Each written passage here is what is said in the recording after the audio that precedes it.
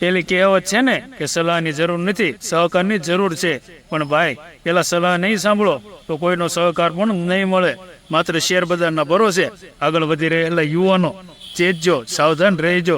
આજે જૈન, મારવાડી, પટેલ વગેરે સમાજના યુવાનોમાં શેર બજારનો ગાંડો ક્રેઝ ચાલ્યો છે, જેના પરિવારો પણ પ્રોત્સાહન આપે છે.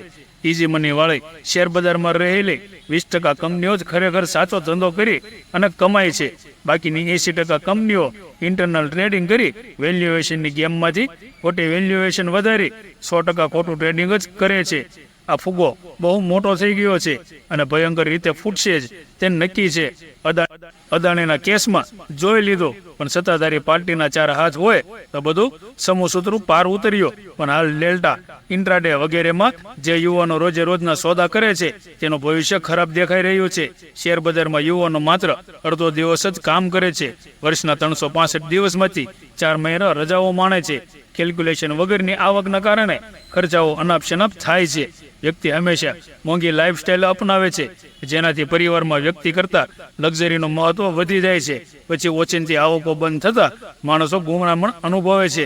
સાયકલ પરથી બાઇક પર જવું સહેલું છે, પણ બાઇક પરથી સાયકલ પર પરત આવવું બહુ અઘરું કે લગભગ અશક્ય જ છે. સ્ટેટસ, મોભા અને પૈસાને કારણે મળતું સામાજિક માન તમારું નથી, પણ તમારા આધુનિક જુગારમાંથી કમાયેલી કમાણીનું છે. એ અચાનક બંધ થતાં તમે ડિપ્રેશનમાં આવી જશો. માટે મિત્રો, હજી સમય છે.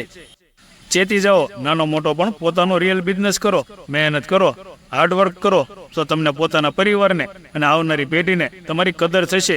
સાચો ધંધો એ સાચો ધંધો છે.